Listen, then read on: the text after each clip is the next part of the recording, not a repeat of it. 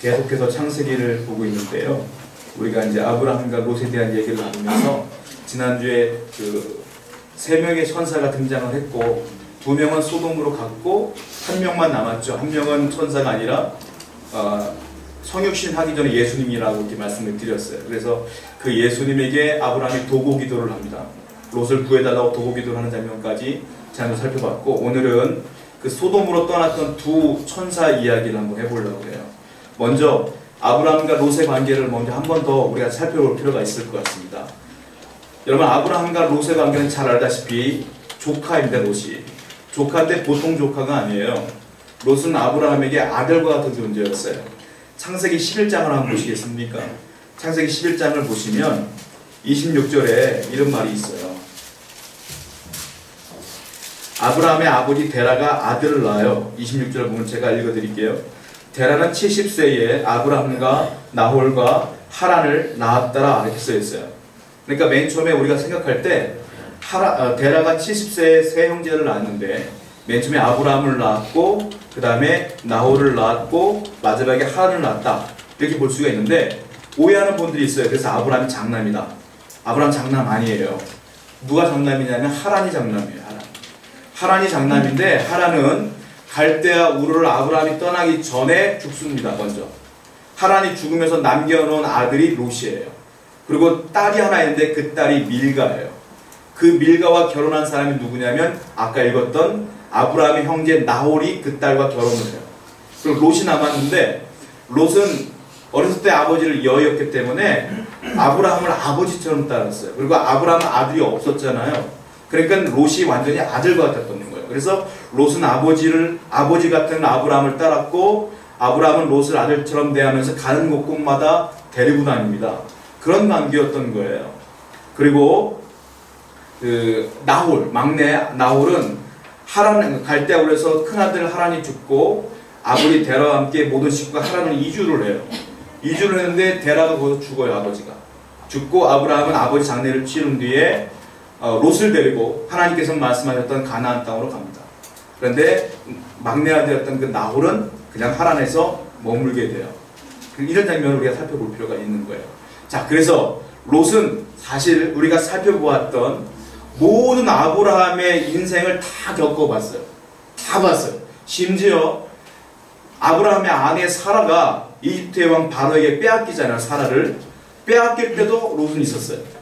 그리고 아브라함이 고통스러워하는 현장에도 롯은 있었어요. 그리고 그 바로가 아브라함의 아내 사라를 데리고 갈 때에 재물을 줘요. 내가 결혼할 테니까 재물을 받으시오. 재물을 줘요. 그래서 나중에 하나님께 쫓겨나가면서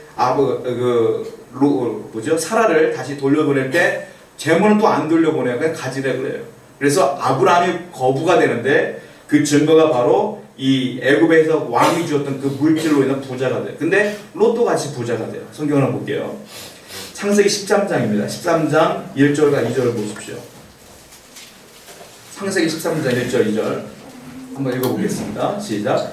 아브라함이 애굽에서 그와 그의 아내와 모든 소유와 롯과 함께 내게로 올라가니 아브라함에게 가축과 은과 금이 풍부하였더라. 이 가축과 은이 풍부했던 것 중에 하나가 뭐냐면 그 바로가 준 은혜가 많아요. 그 물질이 많았어요. 그래서 롯과 함께 나눠 가졌고 그 물질이 점점 많아지는데 얼마나 많아졌냐면 그 다음 구절 보세요. 13장 5절과 6절입니다. 시작. 아브라함의 이름으로 양과 소와 장막이 있으므로 그 땅은 그들이 동거하기에 넉넉하지 못하였으니 이는 그들의 소유가 많아서 동거할 수 없었습니다. 얼마나 물질이 많았느냐 하면 아브라함과 롯의 가족들이 머물기에 그 땅이 뭐라고 했어요? 그 땅이 그들이 동거하기에 넉넉하지 못합니다. 이게 대단한 거예요. 땅이 어마어마한 땅이 있는데 두 가족만 살아도 못 살 정도로 그 양이 많았다는 거예요. 그 대단한 거 아닙니까? 한마디로 말하면 우리가 서울, 성남 이런 지역에 두 가족만 살아도 모자랄 정도로 양이 많았다는 뜻이에요. 얼마나 큰 부자가 된 겁니까? 그래서 알다시피 아브라함과 롯은 헤어지게 됩니다. 자, 롯이 잘 따라왔어요. 지금까지 아브라함 덕택에 부자가 됐어요. 믿음도 소유하게 됐어요. 끝까지 따라갔어야 되는데 아브라함과 롯이 바뀌어진 인생이 돼요. 왜냐하면 롯이 물질이 많아지다 보니까 욕심이 생겨요. 우리 삼촌보다 더 많은, 작은 아버지보다 더 많은 물질을 소유하고 싶은 생각이 드는 거예요. 그래서 두 갈래 길로 갈라지게 되죠. 자, 여기서 문제가 생기는데 이때부터 롯의 인생이 달라져요. 자, 13장 8절부터 11절을 보십시오. 창세기 8절부터 11절입니다. 시작. 아브라함이 롯에게 이르되 나는 너나 내 목자나 네 목자나 서로 다투게 하지 말자. 내 앞에 온 땅이 있지 아니하냐. 나를 떠나가라. 네가 좌하면 나는 우하고 네가 우하면 내가 좌하리라. 이에 롯이 눈을 들어 요단 지형을 바라본즉 소알까지 온 땅에 물이 넉넉하니 여호와께서 소돔과 고모라를 멸하시기 전이었으므로 여호와의 동산 같고 애굽 땅과 같았더라. 그러므로 롯이 요단 온 지역을 택하고 동으로 옮기니 그들이 서로 떠난지다. 아브라함이 말하는 겁니다. 야, 네가 좌하면 내가 우할게. 이런 건 안 되죠, 사실은. 아브라함 덕택에 롯이 부자가 됐기 때문에 삼촌이 결정하신 대로 따라갈게요 라고 해야 되는데 롯이 그 말을 듣자마자 요단 지역을 바라봐요. 이 요단 지역을 바라봤다는 건 평상시에 그 지역을 욕심부렸던 거예요. 롯이 보자마자 좋아요.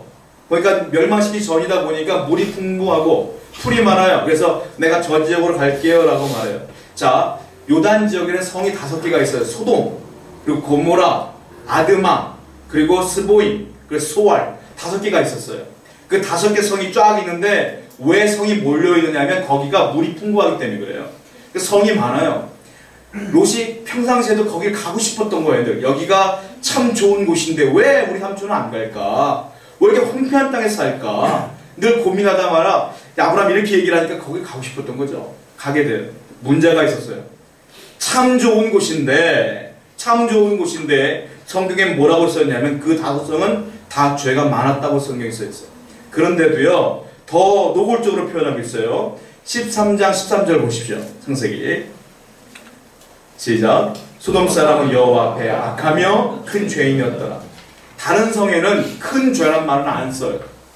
유일하게 소돔 땅에만 큰 죄인이었더라 라는 말 써요. 무슨 말이냐, 5성은 다 죄인인데 죄가 많은 곳인데 유독 소돔이 제일 큰 죄를 짓고 있었다라고 말하는 거예요, 사실은. 그런데 이 롯이 어디에 정착하냐면 소돔에 정착을 해. 왜? 소돔이 제일 컸거든.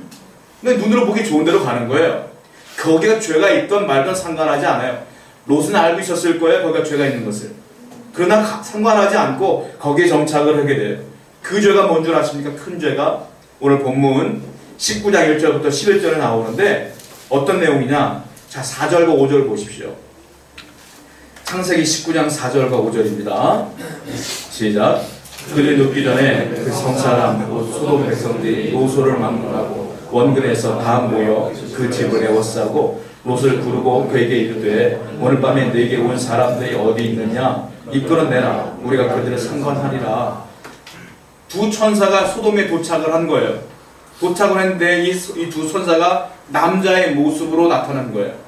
그런데 외간 남자, 처음 본 남자 2명이 이 롯의 집에 들어가는 것을 이 소돔 사람들이 봤어요.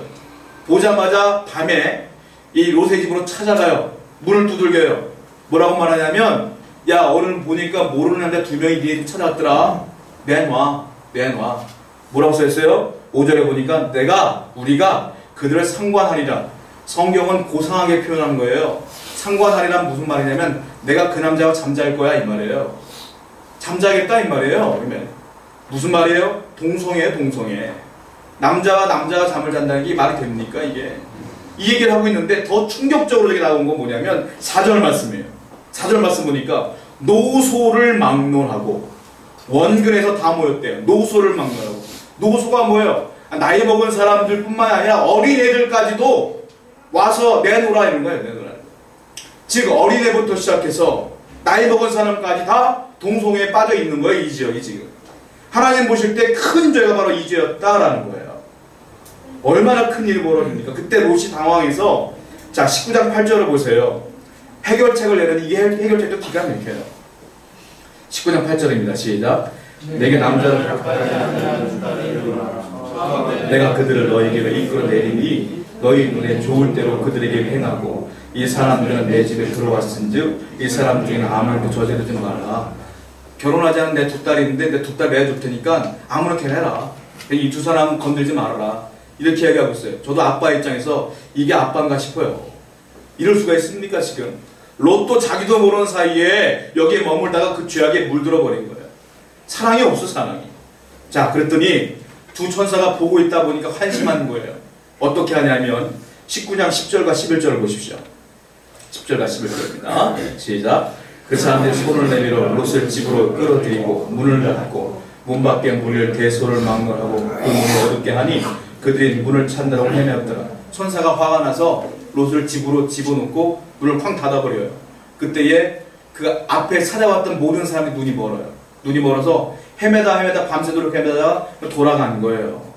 자, 소돔이라고 하는 곳에는 이와 같이 동성연애라는 것이 판을 치고 있던 곳인데 제가 잘 몰라요. 동성애가 뭔지. 저는 의사가 아니고 저는 연구한 사람도 아니기 때문에. 그런데 이런 생각을 해봤어요. 어떤 분들은 그렇게 얘기하더라고요. 동성애는 선천적으로 문제가 있는 사람들이다. 병이다. 그러니까 우리가 그들을 좀 감싸야 되고 안아야 된다. 이런 식으로 사회가 지금 흘러가고 있잖아요. 저는 그런 생각을 해봤어요. 이게 선천적인 문제였다면 왜 유독 소돔 땅에만 이렇게 많았을까? 왜 소돔 땅에만 이렇게 많지? 딴 데는 없는데? 그 생각이 들었어요. 선천적인 게 아닌 거 아닐까요? 선천적인 게 아닌 게 아니라 문화적인 문제일 것 같아요. 문화적으로 괜찮아 하니까 다 괜찮은 줄 알고 조금 문제가 있어서 괜찮은가 보다. 다 그러니까 이렇게 된 거 아닌가 싶어요. 소돔 땅이 그래서 문제가 됐다라는 거예요. 제가 잘 모르다 보니까 인터넷을 검색을 해봤어요. 동성애가 뭔지. 그래도 충격을 받았어요. 애들이 보는 도덕책 있죠? 도덕책에 어떤 단어를 쓰냐면 여러분 잘 알고 있는 단어인데 동성연애라는 단어를 요즘 안 써요. 도덕책에 그 단어가 나와 있더라고요. 성소수자. 아주 고급스러운 단어예요. 얼핏 들어오면 소수, 마치 다수가 아닌 소수, 특별한 사람인 것 같은 거야. 그렇게 아주 아름답게 표현을 해놨어요. 더 충격적인 건 뭐냐면 어떤 아이가 질문을 올려놨어요. 인터넷에.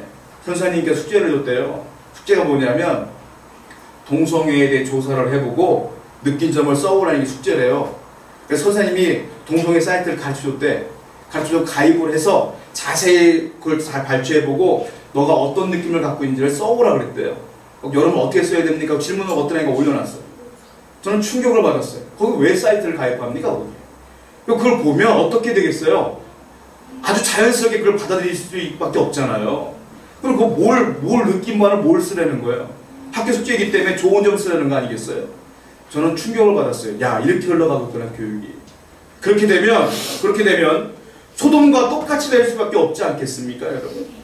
문화적으로 다 용납하게 되면 이거 괜찮은 거야. 마치 이것을 죄야라고 말하는 사람은 좀 아닌 것처럼, 그 사람은 좀 떨어지는 것처럼 바라볼 수밖에 없는 문제가 될 수밖에 없잖아요. 저는 큰 충격을 받았다니까요. 지금 소돔이 하나님 보시기에 큰 죄를 지었다는 건 이와 같은 문화적인 문제들이 벌어졌기 때문이다라는 거예요. 여러분, 우리는 항상 경계해야 돼요. 악한 마귀는 이런 식으로 부드럽게 아주 유하게 마치 내가 지성인인 양 다가올 때가 많아요. 항상 영적인 경계를 끊이지 않는 저와 여러분들이 될 줄 믿어요. 자, 문제는 뭐냐면 이와 같은 죄가 아주 많았음에도 불구하고 롯은 여전히 소돔을 좋아했다.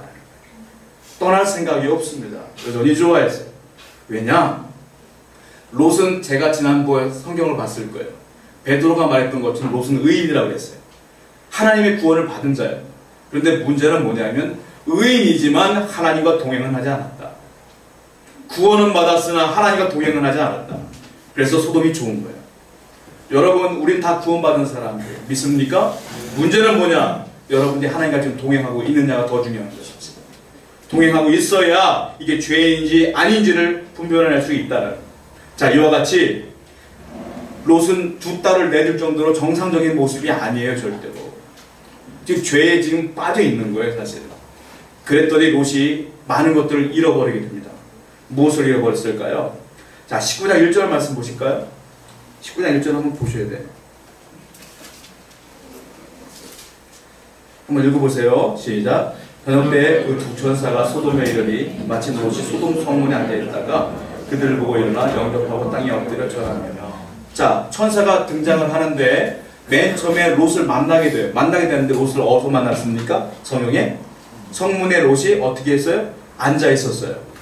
이게요, 어떤 의미냐면 고대 사회에서 성문과 성곽은 굉장히 중요했습니다. 그래서 가장 많은 일들이 했던 게 뭐냐면 성문에서 재판이 이루어졌어요. 재판이 이루어져서 거기에 심지어 사형까지도 성문에서 재판이 이루어지면서 판결을 내렸는데 그 중에 재판관들이 있었어요. 재판관은 반드시 홀수예요.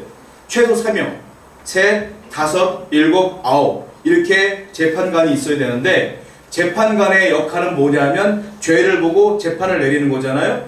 이 사람들이 하는 게 뭐냐? 성문에 앉아서 재판을 내리는 거예요. 즉 성문에 앉아 있다는 것은 롯이 상당한 지위가 있는 자다. 재판을 할 수 있는 자다. 롯이 한마디로 소돔에 가서 성공한 거예요. 아주 성공한 거예요. 아주 높은 위치까지 올라간 거예요. 그래서 지금 이 성문에 앉아있다는 것은 굉장한 특별한 의미가 있다는 겁니다. 그러나 롯이 이렇게 성공하기 위해서 많은 것들을 잃어버리게 돼요. 자, 베드로 후서를 한번 볼게요. 베드로 후서 2장 7절부터 8절입니다. 베드로 후서 2장 7절부터 8절입니다. 시작. 무법한 자들의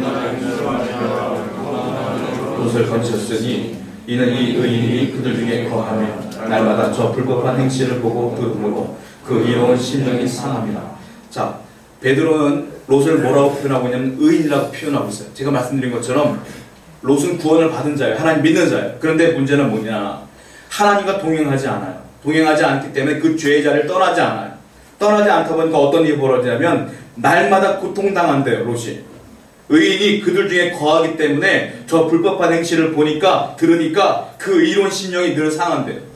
다른 말로 말하면 롯은 성공이라는 것을 위해서 뭘 잃어버렸느냐면 구원받은 사람들, 성도의 기쁨, 구원받은 기쁨을 완전히 상실해버립니다. 여러분 예수 믿는 사람들은 구원받아요. 다. 여러분들도 다 구원받은 분이고 나도 구원받은 사람이에요. 그러나 문제는 뭐냐면 이 세상을 살아가는데 과연 이 구원의 기쁨을 누리며 감사하며 살아가고 있느냐 아니냐. 내가 죄악에 거하고 있으면 죄의 자리에 거하고 있으면 기쁠 수가 없어요. 우리는 늘 고민하는 것 가운데 내가 이러다 구원 못 받는 거 아니야? 이런 고민하는 이유는 당신이 지금 죄의 자리에 거하기 때문에 그렇다는 거예요. 여러분 분명한 것은 구원은 받아요. 우리는. 그러나 마음 가운데 고통은 늘 쌓여요. 이게 무슨 삶입니까? 예수 믿는 사람들은 항상 의로운 길로, 은혜의 길로 걸어가야 될 줄로 믿어요. 롯은 그럼에도 불구하고 여전히 거기에 머물고 있었다는 거예요. 다윗 예를 들어볼게요. 시편 보겠습니다. 시편 32편 4절이에요. 한번 읽어보겠습니다. 시작.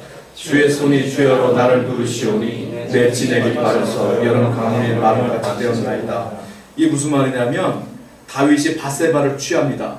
그 깨달았어요. 내가 우리아를 죽였고 내가 불법을 저질렀구나. 다윗은 하나님의 사랑을 받은 사람이에요. 의인이에요. 이거는 불변해요. 변함이 없어요. 그런데 다윗은 고통스러운 거예요. 뭐라고 표현하고 있습니까? 내 진액이 빠져서 여름 가뭄에 마름같이 되었다. 내가 그렇게 고통스럽다는 거예요. 예수 믿는 사람, 성도들은 죄 가운데 빠져 살면 이렇게 될 수밖에 없어요. 여러분 가운데 늘 평안함이 있어야 돼요. 다윗은 회개함으로 용서받고 여기서 자유함을 얻게 되죠. 여러분 그렇습니다. 롯이 구원을 잃어버린 건 아니에요. 그러나 구원의 기쁨을 잃어버린 거예요. 여러분들도 구원을 잃어버린 건 아니에요. 그러나 구원의 기쁨을 잃어버리는 거예요. 항상 기도하고 기뻐하고 예배하는 삶이 여러분의 삶이 되어야 될 줄로 믿습니다. 자, 두 번째로 롯이 잃어버린 게 있어요. 뭐냐면 한마디로 말이 안 먹혀요. 자, 19장 14절 한번 읽어볼게요. 본문 창세기 19장 14절입니다. 시작. 롯이 나가서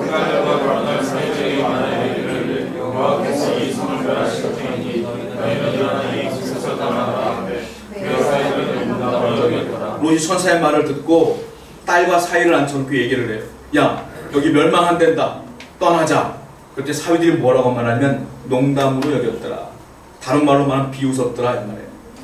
여러분 아버지가 얘기하면 사위들은 장인어른 얘기하면 더 어렵게 받아들여야 되는데 이걸 비웃고 앉아있는 거예요. 농담으로 여기는 거예요. 이게 무슨 말입니까?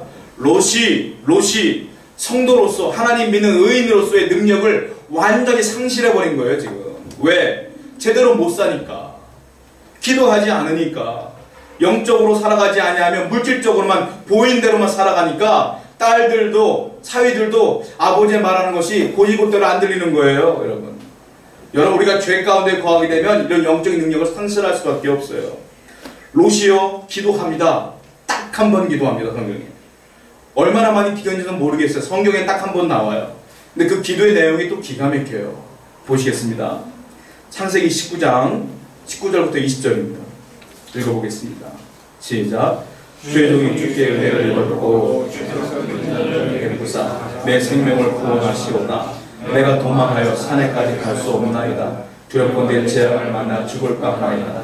보소서 저 성은 도망하기에 가깝고 작기도 하오니 나를 그곳으로 도망하게 하소서. 이는 작은 성읍이 아니니까 내 생명이 보존되리이다. 무슨 말이냐면 천사가 야 떠나라, 여기 유황불이 떨어질 거야 라고 말했더니 롯이 한다는 기도가 이거예요. 뭐라고 기도하는지 아세요?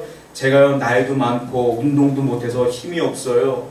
제가 산에까지 가기가 어렵습니다. 저기 보니까 옆에 보니까 조그만 성이 있는데 이게 소알이에요. 소알성이 있는데 거기 머물게 해주세요. 제발 부탁드려요.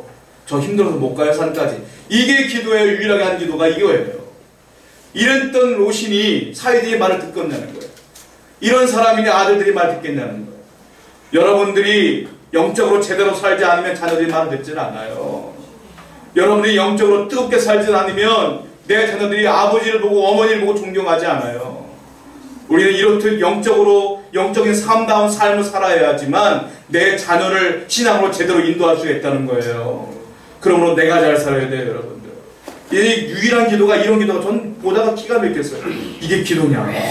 천사가 기가 막혔을 것 같아요. 너가 잘해서 구원해 주는 것이 아니라 아브라함이 기도해서 너 그냥 억지로 구원해 주는 건데 이것마저도 이렇게 당하오니 기가 막혔을 것 같아요. 그래도 이 기도를 들어주죠. 자, 그래서 그는 성도의 능력을 다 잃어버려요. 세 번째 또 잃어버리는 게 있어요. 가장 억울한 게 이 세 번째 잃어버리는 거예요. 뭐냐? 자기가 그렇게 애써서 벌어놓았던 모든 재산을 다 잃어버립니다. 왜요? 유황불이 떨어지면서 롯의 집이 타버려요. 유황불이 떨어지면서 롯의 밭이 타버려요. 아무것도 없어서 나중에 어떻게 되냐면 그냥 산에서 머물게 되고 나중에 롯은 나중에 집이 없어서 동굴에 머물게 돼요. 한마디로 알거지가 돼요. 알거지가. 그렇게 부자였던 롯이 말이죠. 하나님 바라보지 않고 그것만 바라보고 욕심부렸던 롯이 하나님께서 다 태워버리고 없애버리는 거예요. 그래서 성도들은 보물을 땅에 쌓아놓으면 안 돼요. 하늘에 쌓아놔야 돼요. 예수님이 직접 하신 말씀이에요. 성경 보겠습니다. 마태복음 6장 20절입니다. 마태복음 6장 20절이에요. 시작. 오직 너희를 위하여 하늘에 쌓아라. 거기는 종이나 등록이 해야지 못하며 도둑이 구멍을 뚫지도 못하고 도둑질도 못하느냐. 롯은 땅에서는 엄청난 부자였습니다. 하늘에서는 완전히 거지였어요. 하늘에 쌓아놓은 게 하나도 없거든요. 땅에만 많았거든요. 유황불로 땅을 다 없애버리니까 하늘에 쌓아놓은 게 없으니까 어떻게 할 겁니까? 여러분, 살아있는 동안에 우리는 보물을 하늘에 쌓아놔야 돼요. 주를 위하여 헌신하십시오. 심지어 여러분의 물질도 헌금하며 주님께 드리세요. 그럴 때 하나님께서 그 모든 것들을 기억하여서 하늘에서 축복과 복을 넘치도록 주실 줄로 믿습니다. 이것이 하나님을 향한 우리의 신앙 아니겠습니까? 네 번째로 롯이 또 잃어버린 게 있어요. 가족의 일부분을 또 다 잃어버립니다. 창세기 19장 12절 보세요. 창세기 19장 12절입니다. 시작. 그 사람들이 롯에게 이르되 이외에 네게 속한 자가 또 있느냐? 네 사위나 자녀나 성중에 네게 속한 자들을 다 성막벌에 이끌어라. 이 이후에 아시죠? 어떤 일이 벌어지는지. 롯의 아내는 뒤돌아봐서 소금기둥이 됩니다. 그리고 두 딸만 살아남잖아요. 우리는 흔히 오해하는 것 중에 하나가 롯에게는 두 딸과 아내가 있었을 거라고 생각하는데 그렇지 않아요. 이 당시에 이 사람은 아까 말씀드렸잖아요. 성문에 앉아있었다고 했잖아요. 심판관이었단 말입니다. 이 당시의 축복은 아들의 축복이에요. 아들. 딸은 수도 안 들어가. 제가 예를 들자면 제가 예전에 모셨던 목사님 계시는데 그 목사님이 큰 교회 분목으로 있을 때 신방을 가셨대요. 근데 목사님께서 그 장로님의 집으로 신방을 갔는데 며느리가 임신을 한 거예요. 목사님이 안수 좀 해달라고 안수를 하려고 딱 하는 순간에 장로님이 묻더래요. 목사님 자녀가 어떻게 됩니까? 딸만 셋입니다. 그럼 목사님 안수하지 마세요. 목사님이 안수하면 딸 날 것 같아요. 목사님 상처를 받으셔갖고 거의 나이 50에 돼서 아들을 낳으셨더라고요. 나중에 늦둥이 억울해갖고 그 얘기를 하시는 거예요. 지금도 오늘날 아들이 우리나라 같은 경우도 얼마 전까지 아들이 이거였잖아요. 요즘은 또 바뀌고 있지만 이 당시는 아들이 재산이야. 아들이 롯이 아들이 있었겠어요? 없었겠어요? 있었어요. 있었으니까 재판관까지 한 거예요. 만약에 딸만 있었으면 쟤 저주받은 사람이 안 시켰을 거예요. 그러니까 물질도 있고 자녀도 축복이 되니까 있는 거예요. 즉 롯에게는 시집안 간 딸 두 딸만 있는 것이지 지금 시집간 딸도 있었을 것이고 아들들도 있었을 것이라는 거예요. 근데 유황불에 떨어지면서 다 죽어버리고 내 옆에 있었던 딸 둘만 남은 거예요 지금. 여러분 그러므로 그 가족들 다 잃어버린 거예요. 잘 살아보려고 소돔을 선택했던 롯은, 열심히 살았던 롯은, 죄가 있음에도 분명히 알았음에도 불구하고 떠나지 않았던 롯은 결국 다 잃어버려요. 여러분들이 지금 어디에 거하고 있느냐, 이게 중요한 거예요. 항상 주의 길로, 의의 길로 걸어야 될 줄로 믿습니다. 그런데 롯이 그래도 잃어버린 것뿐만 아니라 남겨놓은 건 또 하나 있어요. 근데 그 남겨놓은 건 차라리 안 남긴 걸 우리가 더 은혜로운 건데 괜히 남겨놔가지고 힘든 게 있어요. 뭔지 아십니까? 참 말하기 부끄러운 장면인데 창세기 19장 36절부터 38절입니다. 한번 읽어보겠습니다. 시작. 롯의 두 딸이 다른 아들을 모압이라 하였으니 오늘날 모압의 대상이요 작은 딸들 아들을 낳으려는 베냐민이었으니 오늘날 암몬 자손의 조상이었더라. 무슨 말이냐? 제가 시집까지 한 두 딸이 있었다 했잖아요. 그 두 딸이 시집도 안 가보고 보니까 남자가 다 죽고 없어진 거예요. 옆에 보니까 아버지만 남아있네요. 어떻게 하지? 우리가 아들을 못 낳으면 저주받는 인생이 될 텐데 아버지에게 술을 진탕 먹여놓고 한 명 동침해요. 그래서 큰 딸이 임신을 하고 둘째 딸도 임신을 했는데 큰 딸이 낳은 아들은 모압이에요. 둘째 딸이 낳은 아들은 베냐민이에요. 모압은 알다시피 모압 민족의 조상이 됩니다. 베냐민은 암몬 조상의 조상이 됩니다.